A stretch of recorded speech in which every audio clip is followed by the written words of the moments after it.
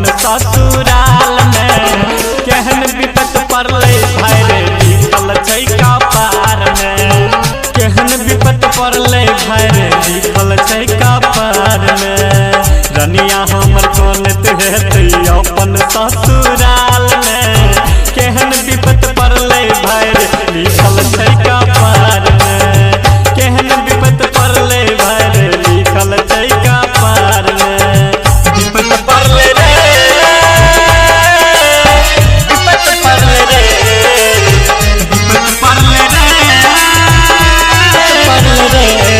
ओ रनिया हमरा याद में कनेत है आँख के कजरा अपन होइत है ओ रनिया अपन याद में रहत है आँख के कजरा देखी होइत है दीवाना के नाम बदनाम किया है हर सीधी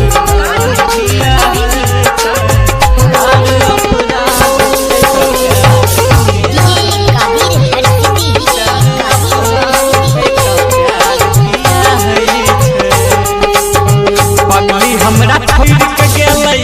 देखी रे ससुरवा नी कोन लागे तन के आबै छै नैहरवा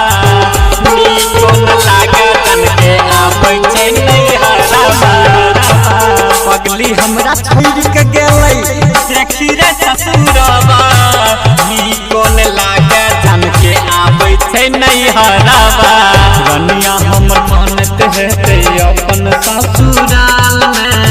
रनिया हमर कोनत हेतै अपन ससुराल